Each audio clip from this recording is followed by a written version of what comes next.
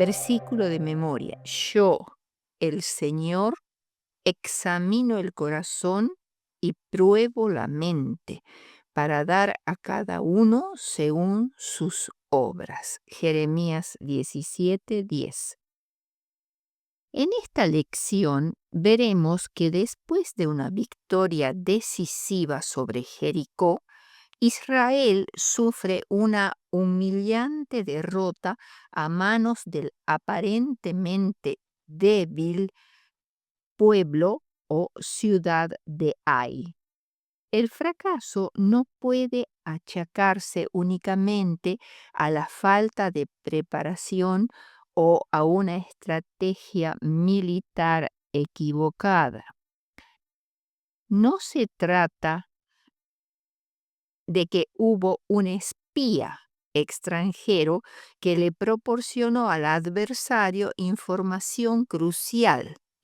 Más bien se trata de la presencia de alguien que se convierte en un enemigo que comete una grave desobediencia contra una orden expresa de Dios y permanece impenitente y persistente en su pecado. Esto ejemplifica la terrible e insana naturaleza del pecado. El primer punto que vamos a tratar es el incumplimiento del pacto. La ciudad de Jericó, palabra que significa ciudad de la diosa Luna o lugar fragante, era una importante ciudad en el Valle del Jordán, también llamada Ciudad de las Palmeras. Esta ciudad, situada a unos 8 kilómetros al oeste del río Jordán y a unos 13 kilómetros del Mar Muerto, y a unos 24 kilómetros en línea recta al noroeste partiendo desde Jerusalén, era una de las ciudades más antiguas del mundo. Cuando los israelitas invadieron Canaán, como estaba sobre el camino principal este-oeste, fue el primer objetivo de la conquista de la Palestina occidental. El primer impedimento aparece en Josué 6:1. Jericó estaba cerrada, bien cerrada. Esta enfática declaración indica que las puertas no estaban solo cerradas, sino aseguradas con cerrojos y barras. Sin embargo, Dios le declaró a Josué: mira, yo he entregado en tu mano a Jericó y a su rey con sus varones de guerra. Esta declaración de Dios es tan segura como si ya hubiera sucedido. Por eso se la llama perfecto profético y es porque se la usa para resaltar la certeza de una profecía en cuanto a su cumplimiento. De esa manera, aseguraba irrevocablemente la sentencia de muerte de Jericó. Los habitantes de esta ciudad habían tenido amplia oportunidad de buscar la salvación en el Dios de Israel. Si así lo hubiera deseado, porque Dios quiere que todos los hombres sean salvos y vengan al conocimiento de la verdad, según Primera de Timoteo 2:4. El plan de Dios para la caída de Jericó era que todos los hombres de guerra, lo cual no incluía a todo el ejército, sino a representantes de cada tribu, y no incluía al pueblo común. Aunque se la describe como una ciudad grande, lo era solo en su tiempo, no en comparación con las ciudades de nuestros días. Las excavaciones de sus ruinas muestran que su superficie era de tan solo 4 hectáreas. En primer lugar, debía ir un grupo de guerreros escogidos, seguidos por 7 sacerdotes que llevaban trompetas. Luego iba el arca, trasladada por otros sacerdotes. Al final, como retaguardia, marchaba el ejército de Israel en su totalidad. Las trompetas no eran las trompetas de plata mencionadas en número 10-12, sino eran cuernos de carnero o cornetas de metal en forma de cuernos de carnero, llamadas cornetas de jubileo, ya que el año de jubileo se iniciaba al son de las trompetas o cuernos. Debían dar una vuelta a la ciudad cada día en forma solemne y silenciosa, lo cual llenó de terror a los que observaban desde las murallas de la ciudad condenada. Recordaban el milagro de Dios al abrir un camino en medio del Mar Rojo y también a través del río Jordán, y procuraban entender el misterio de estos extraños procedimientos. Pero la lección fue más bien para los israelitas. Dios les mandó que estas solemnes ceremonias continuasen durante 7 días antes de que Él hiciera caer las murallas de la ciudad. Esto lo hacía Dios para desarrollar la fe en Él de su pueblo. Podrían llegar a decir o a pensar: cuán poco sentido tienen estos movimientos y cuán ridículo es dar diariamente la vuelta alrededor de las murallas de la ciudad y tocar la bocina de cuernos de carnero. Esto no puede tener efecto alguno sobre estas altas fortificaciones. Pero el plan mismo de continuar con esta ceremonia durante tantos días antes de la caída final de las murallas dio a los israelitas ocasión para desarrollar su fe. Debían llegar a comprender que su fuerza no dependía de la sabiduría del hombre ni de su poder, sino únicamente del Dios de su salvación. Debían acostumbrarse así a confiar enteramente divino, en su fe divina. El séptimo día debían rodear la ciudad 6 veces en silencio, y en la séptima vuelta debían sonar las trompetas y alzar los gritos de todo el pueblo. Su obediencia unánime fue una demostración notable de su fe. Por ello, Hebreos 11:30 dice: por fe cayeron los muros de Jericó. Además, Dios había instruido a Josué que la ciudad de Jericó sería anatema a Jehová, con todas las cosas que hay en ellas. O sea, sería consagrada como anatema. Esto significa que una cosa o una persona declarada anatema quedaba excluida del uso común y quedaba consagrada para la destrucción o para un uso sagrado. En este caso, Jericó debía ser consagrada como anatema. Todos sus habitantes, excepto Rahab y su familia, serían muertos. Ninguna de sus riquezas debía dedicarse al uso personal. Sus metales preciosos, como la plata, el oro y el bronce, debían ser llevados a la tesorería del Señor. Jericó era la primicia de la conquista de Israel y en este sentido debía dedicarse a Dios. Nadie del pueblo debía tomar nada del anatema, porque una acción tal convertiría en anatema al campamento de Israel.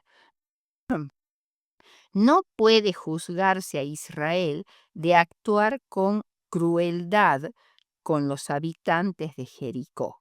Ellos actuaron obedeciendo estrictamente las órdenes de Dios y cualquier acusación contra ellos es no comprender la justicia y la misericordia divinas.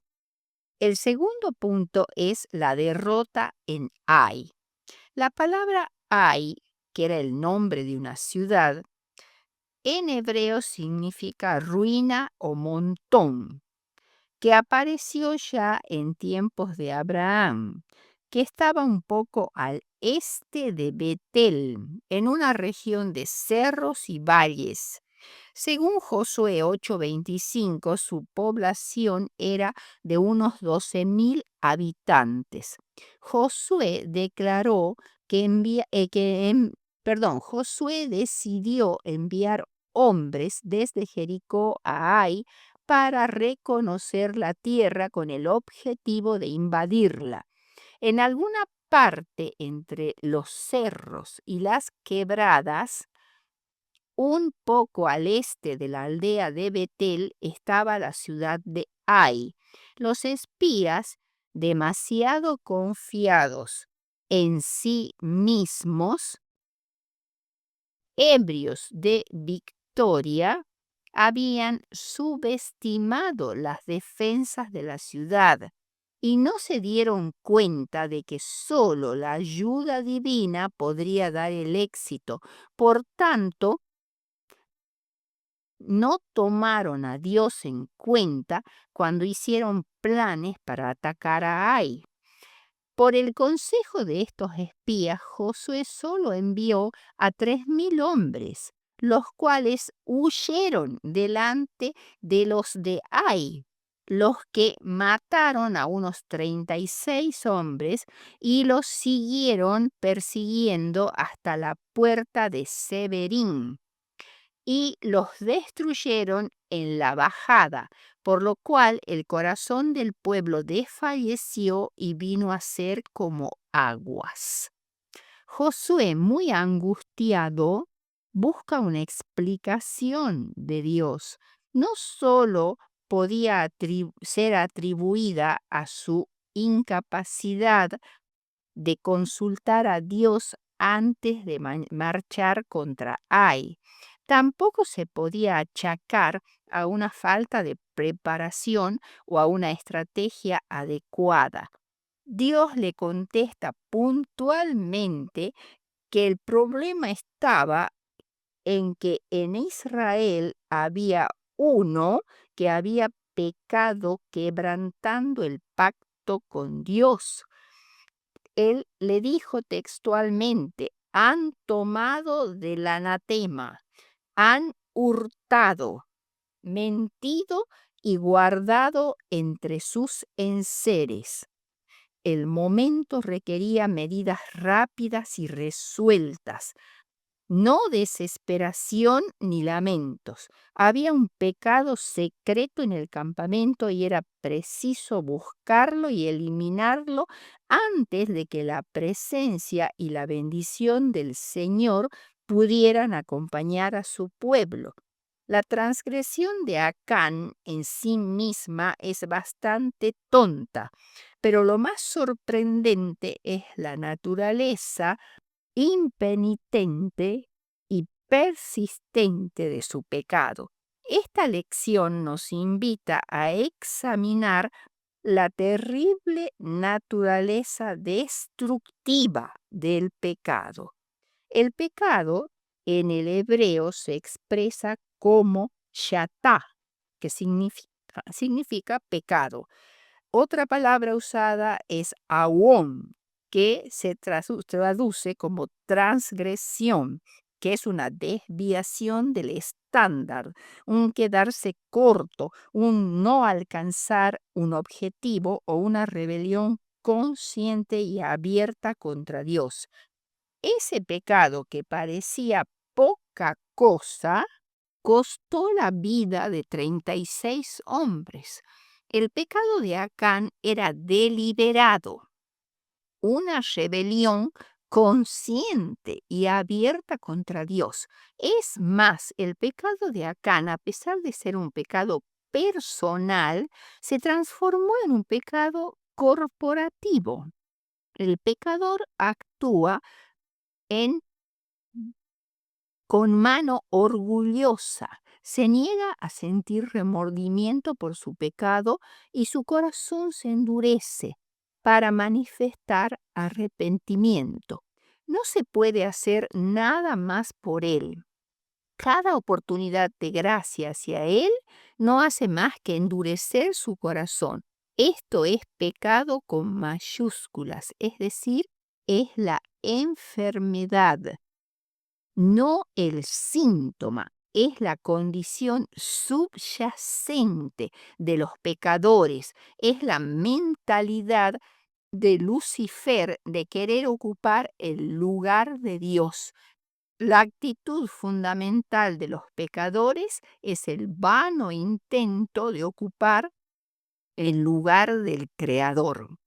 Acán no tan solo había hecho lo que expresamente Dios había prohibido hacer, o sea, tomar del anatema, que el anatema era toda la ciudad de Jericó con todo lo que contenía y que estaba destinado a la destrucción o bien a un uso sagrado.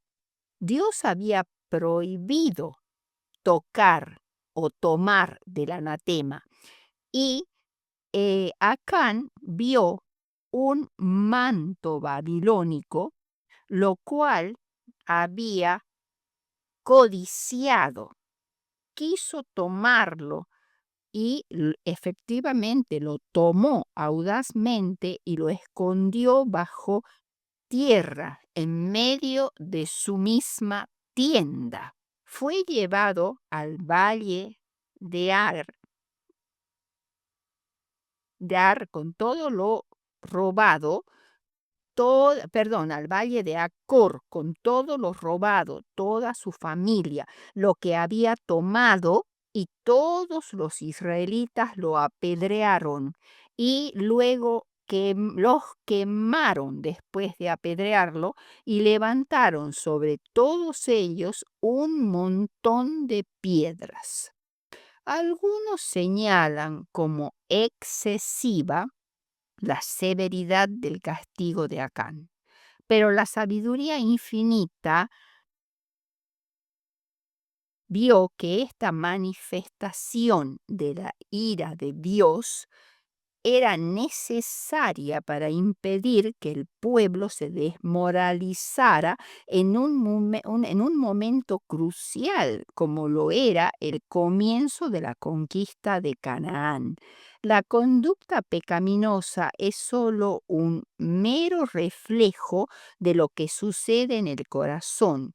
La noción del pecado como una enfermedad y no como un mero síntoma se debe tomar una conducta radical para expulsarlo del corazón.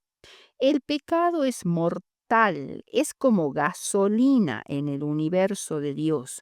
Las personas que siguen a Satanás, apartándose de Dios en su rebeldía y pecado, se separan de la vida y el resultado final de su elección es apartarse de la vida y elegir la muerte eterna. Una parábola moderna es muy ilustrativa con respecto a la peligrosidad del pecado y a la completa inconsciencia del pecador con respecto al peligro que corre si no confiesa y busca el perdón de Dios lo más pronto posible. Una linda tarde, mientras usted trabaja en su jardín, ve pasar a su vecino. Al detenerse a conversar con usted por unos momentos, usted nota que la ropa de trabajo de su vecino está empapada. Al preguntar sobre lo sucedido, él le explica que unos pocos minutos antes, mientras limpiaba su garage, al bajar una lata de gasolina de 5 litros, ésta se abrió y su contenido se derramó sobre él. Usted inmediatamente le aconseja a su vecino que vaya y se cambie de ropa tan rápidamente como pueda. Le explica que es tremendamente peligroso andar por ahí con la ropa empapada en gasolina. Si por casualidad se acerca a un fuego, su ropa podría incendiarse y él se quemaría vivo. Su vecino respetuosamente escucha su advertencia. Luego le explica que ciertamente piensa cambiarse de ropa, pero que primero tiene la intención de quemar un poco de basura en una fogata en su patio trasero. Usted se pone más insistente en su apelación a que se cambie de ropa inmediatamente, pero todos sus consejos bien intencionados no dan resultado. Su vecino levanta un montón de hojas y otros desechos y comienza a quemarlos, pero al acercarse al fuego, un viento caprichoso hace volar una llama en dirección a él. En el siguiente momento, su vecino está envuelto en llamas de pies a cabeza. Nada puede salvarlo. Se halla en un infierno alimentado por la gasolina.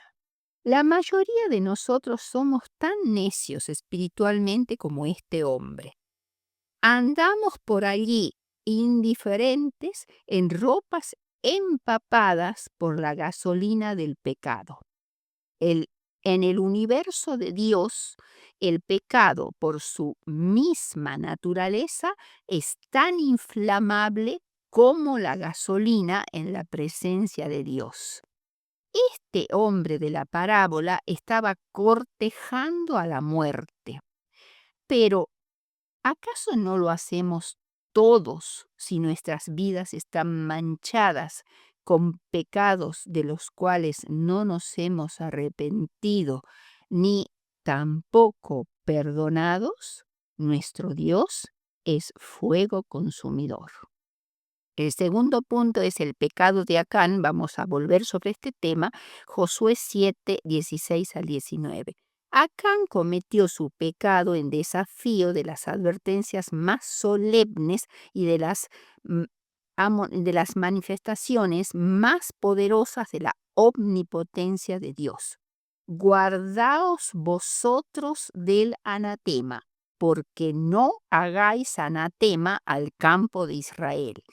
El hecho de que era el poder divino lo único que había dado la victoria a Israel y que éste no alcanzó la victoria ni la posesión de Jericó por sus propias fuerzas, daba un peso solemne al mandamiento que prohibía tomar despojos. Solo a Dios debía dedicarse la ciudad con todo lo que contenía. Acán fue el único entre los millones de Israel que en aquella hora solemne de triunfo osó violar el mandamiento de Dios. La vista de aquel costoso manto babilónico tejido con hilos de varios colores, despertó la codicia de Acán, y aún frente a la muerte que por su causa arrostraba, lo llamó manto babilónico muy bueno. Un pecado lo había llevado al otro y se adueñó no tan solo del manto, sino del oro y la plata dedicadas al tesoro del Señor. Le robó a Dios parte de las primicias de la tierra de Canaán. Su pecado mortal que los condujo a la ruina fue la codicia, que es entre los pecados el más común y el que se considera con más liviandad. La codicia es un mal que se desarrolla gradualmente. Acán albergó avaricia en su corazón hasta que ella se hizo hábito en él y lo ató con cadenas casi imposibles de romper, aunque le habían horrorizado los pensamientos de que pudiera acarrear un desastre para Israel. El pecado embotó su percepción y cuando le sobrevino la tentación cayó fácilmente. Aún hoy, frente a las advertencias solemnes y explícitas, la codicia reina por doquier. Existe no solo en el mundo, sino también en la iglesia. A cambio de un buen manto babilónico, muchos sacrifican la aprobación de su conciencia y su esperanza del cielo. La influencia que más ha de temer la iglesia no es la de aquellos que se le oponen abiertamente, ni la de ni lo de los que blasfeman a Dios, como la de los cristianos profesos pero inconsecuentes. Estos son los que impiden que bajen las bendiciones del Dios de Israel y acarrean debilidad entre su pueblo. Patriarcas y Profetas 529 al 531. El tercer punto es la puerta de esperanza, Josué 8, 1 al 29. El pecado de Acán y sus consecuencias deben haberle causado gran desánimo a Josué, pero después de haber limpiado el campamento de pecado, el Señor le dio nuevo ánimo para proseguir la conquista. Después Dios le dio la orden a Josué que congregara a todos los hombres de guerra para conquistar la ciudad de Ai y compartir el botín. Y no solo a 2.000 o 3.000 soldados como habían dicho los espías originalmente. Aunque este capítulo se explaya en las estrategias militares, se deja bien en claro que fue Dios quien entregó a Ai a los israelitas. La orden divina fue que pusiera emboscadas a espaldas de la ciudad y fueron enviados a hacer esto 30.000 hombres para poner emboscadas entre Betel y Ai, al occidente de Ai, mientras que Josué tomó 5.000 hombres que pusieron una segunda emboscada al occidente de la ciudad. Pareciera que este segundo grupo tenía la misión de guerrear con la hostil ciudad de Betel, cercana a Ai, y que estaban siempre en conjunto en cuanto a las guerras. Por su parte, Josué pasó aquella noche con el pueblo en el valle, que era un terreno bajo y ancho. En cuanto el rey de Ai vio la situación, descubriendo a Josué y a sus tropas que estaban asentados en el valle, se apresuró a salir con sus soldados al encuentro de Israel, confiados en obtener otra fácil victoria. todo el pueblo de Ai se juntó para perseguir a Josué y sus 5.000 soldados frente al Arabá, que este nombre significa un lugar desolado o desierto. La repentina huida de Josué con su ejército fue una sorpresa para los habitantes de Ai y tenían gran confianza en su éxito, pero su celo fue en vano porque estaban luchando contra Dios. Por tanto, no quedó hombre ni en Ai ni en Betel, quedaron vacías estas dos ciudades, y por seguir a Josué con los suyos, dejaron la ciudad de Ai abierta. Entonces aprovecharon los de la emboscada para entrar en Ai y prendieron fuego a la ciudad, aunque no la terminaron de quemar. Cuando Josué y los suyos vieron el humo que subía de la ciudad de Ai, se volvieron y atacaron a los de Ai que los venían persiguiendo. Aparentemente en esta ocasión Josué levantó su lanza, quizá con alguna bandera o emblema, y la mantuvo en alto, recordando así a Moisés con su vara levantada en la pelea contra los amalecitas. Y Josué quemó a Ai y la redujo a escombros, un montículo de ruinas, y colgó al rey de un madero, mejor dicho, de un árbol, posiblemente como lo hizo también con el rey de Jericó, para que todos vieran lo que ocurre cuando se está bajo la maldición de Dios. Deuteronomio 21, 22 y 23. Y aunque Jesús no había cometido ningún pecado, fue hecho maldición por nosotros siendo colgado del madero. Gálatas 3:13. Al caer la noche, el cuerpo del rey de Ai fue bajado y echado a la puerta de la ciudad de Ai, el lugar donde se solía enjuiciar a los malhechores y donde muchas veces se había sentado el rey de Ai para juzgar a otros. Ahora él mismo había sido juzgado y expuesto ante todos. Conclusión.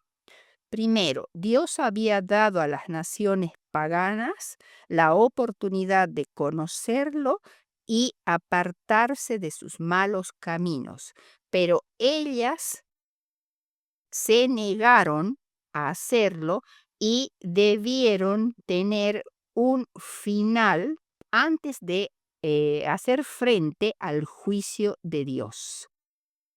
Segundo, Josué inicialmente reaccionó ante la calamidad que les sobrevino igual que el pueblo de Dios, es decir, con una gran queja y mucha lamentación y mucho pesar. Dios, Señor, ¿para qué hiciste pasar a este pueblo el Jordán? ¿Para que los amorreos nos destruyan? Tercero, luego Josué mostró gran preocupación por el daño que el nombre y la reputación de Dios sufrirían como consecuencia de esta derrota. Cuarto, Dios quería que Israel, mediante su fe y obediencia, llegaran a conocer al Dios de Israel, como fue el caso de Rahab. Si los israelitas fracasaban, la imagen del Dios de Israel se deterioraba y aparecía como un Dios débil e ineficaz. En conclusión, en el contexto de la guerra y la posesión de Canaán por parte de los hebreos, había en juego grandes cuestiones y principios para dar honor y gloria a Dios, para la salvación tanto de Israel como de los paganos.